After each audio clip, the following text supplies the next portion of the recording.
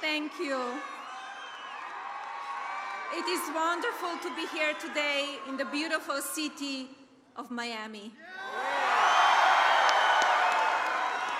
The President and I are honored to stand with all of you as we together support the people, great people of Venezuela.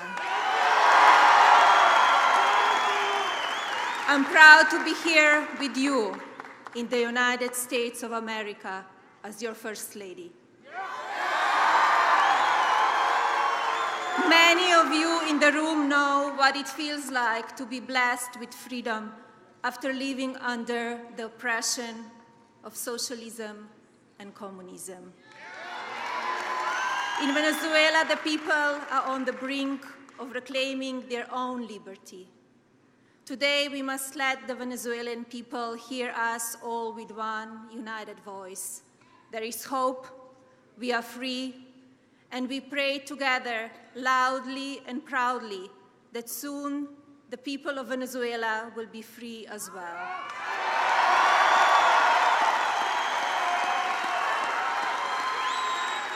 My husband is here today because he cares deeply about the current suffering in Venezuela. This afternoon, he has an important message to share. Ladies and gentlemen, it is now my pleasure to introduce my husband, the President of the United States, Donald J. Trump.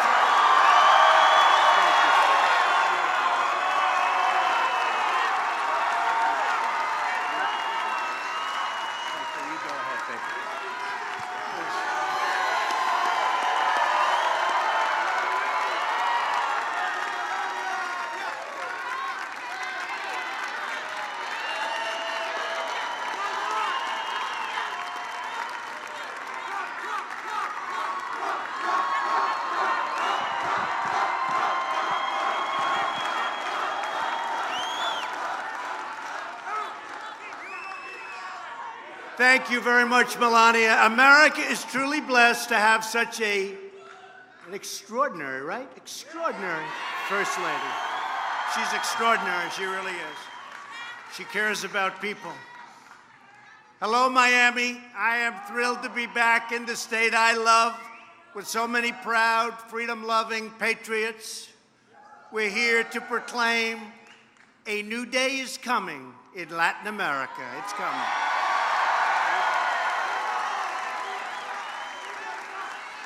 In Venezuela and across the Western Hemisphere, socialism is dying, and liberty, prosperity, and democracy are being reborn.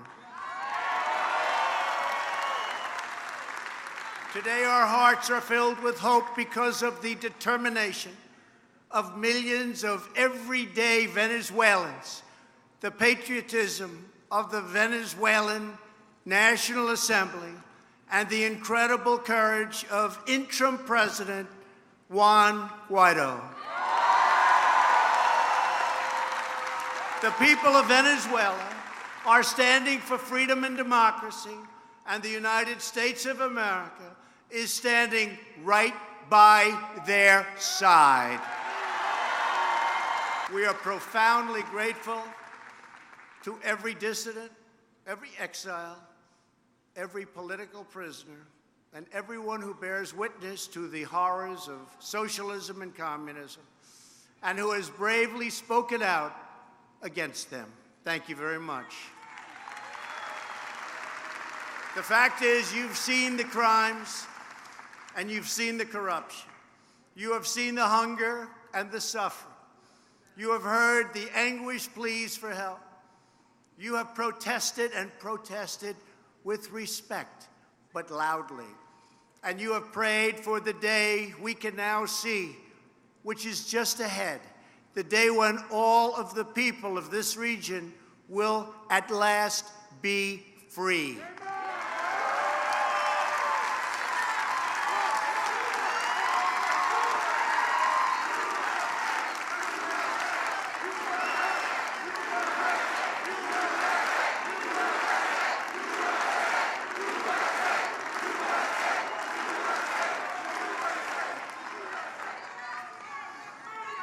As we meet today, The people of Venezuela stand at the threshold of history, ready to reclaim their country and to reclaim their future. Not long ago, Venezuela was the wealthiest nation by far in South America. But years of socialist rule have brought this once thriving nation to the brink of ruin. That's where it is today. The tyrannical socialist government nationalized private industries and took over private businesses. They engaged in massive wealth confiscation, shut down free markets, suppressed free speech, and set up a relentless propaganda machine, rigged elections, used the government to persecute their political opponents, and destroyed the impartial rule of law. In other words, the socialists have done in Venezuela all of the same things that socialists, communists, totalitarians have done everywhere that they've had a chance to rule. The results have been catastrophic. Almost 90% of Venezuelans now live in poverty. In 2018, hyperinflation in Venezuela exceeded 1,000,000%. Crippling shortages of food and medicine plague the country. Socialism has so completely ravaged this great country that even the world's largest reserves of oil are no longer enough to keep the lights on. This will never happen to us.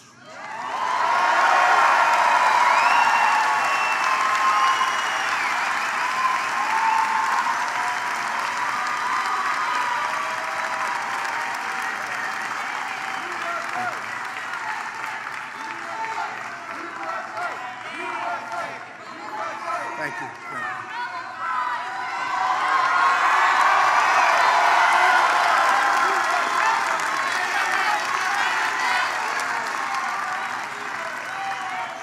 Already, more than 3 million Venezuelans have fled Maduro's brutal opposition, and brutal it is. Today, we are honored to be joined by Amita Perez, the mother of Oscar Perez, a courageous Venezuelan police officer. You know the story.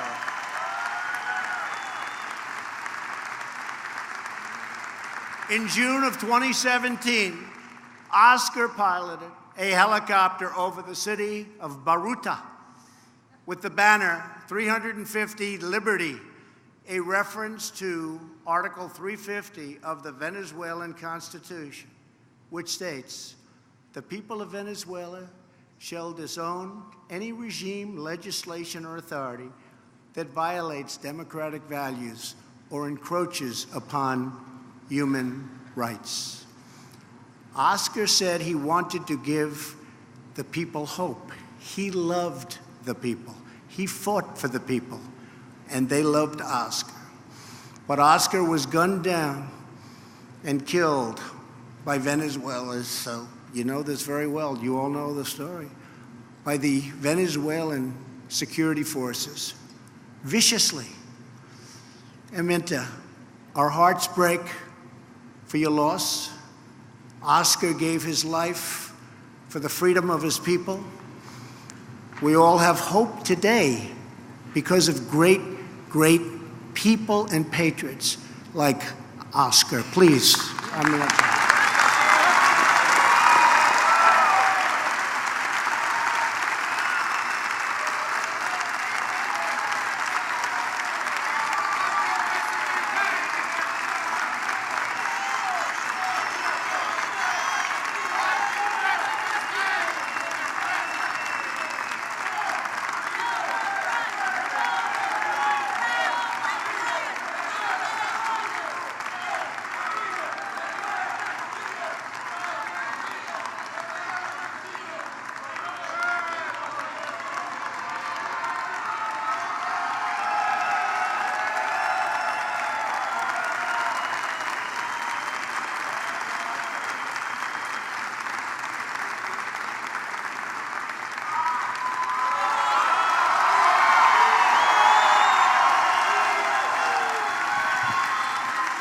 I said, how about saying something in Spanish? She likes Spanish. She's a little bit better in Spanish.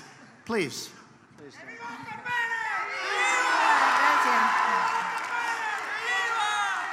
Gracias, señor presidente.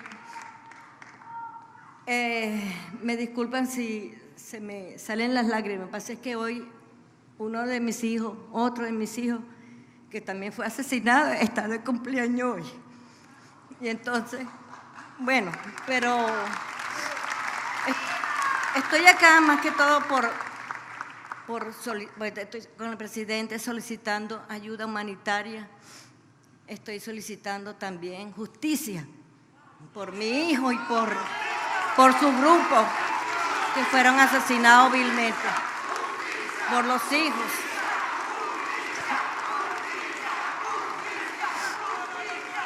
Y también para continuar con el legado de Oscar, que parte de eso somos todos nosotros.